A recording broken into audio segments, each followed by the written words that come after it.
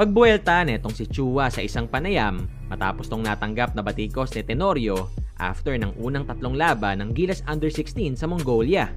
Yan matapos mong i-like ang video na ito, mag-subscribe sa ating channel at pakidamay na rin ang ating opisyal na Facebook page. 2 weeks ago nga mga bulero, maraming Pinoy fans ang paniguradong nabigla matapos ng opisyal na pakawalan ng hotshots etong si Raffy Rivas after ng kanyang 16 na taong serbisyo sa nasabing koponan. Pero sa kabila nga nitong naging desisyon ng Magnolia na di na pagpapapirma kay Rivas, still grateful pa rin si Raffy sa nasabing koponan, kung saan nagawa pa nga nitong magkomento sa nilabas na farewell post sa kanya ng hotshots.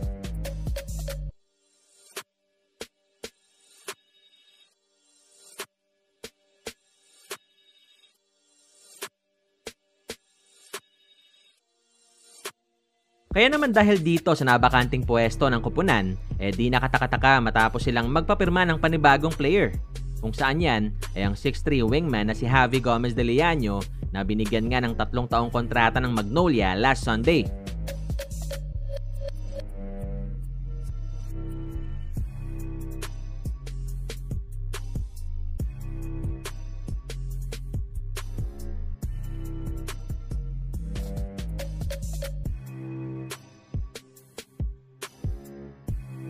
Samantala sa kabilang banda, a few weeks ago din mga bulero, alam naman nating malaking pressure etong binigay ng SMC Group kay Teniente matapos nga nitong palitan ang pwesto ni Vic Tolero bilang head coach ng Magnolia.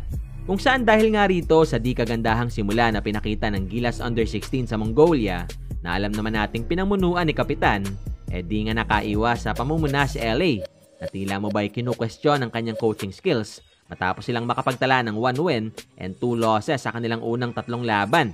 Kaya naman dito sa isang panayam kay Chua, bahagya nga nitong sinagot ang bagay na yan. You know, talking to LA, yung taong yun,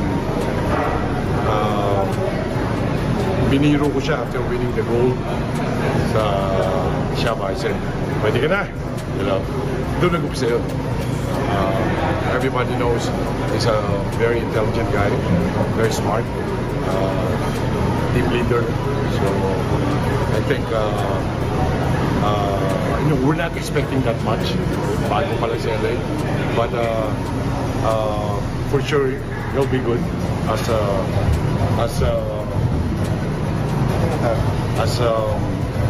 a head coach, pero dami nagtatanong bata pa. Sabi ko, hindi na bata, kaya hindi na 14 eh. Diba?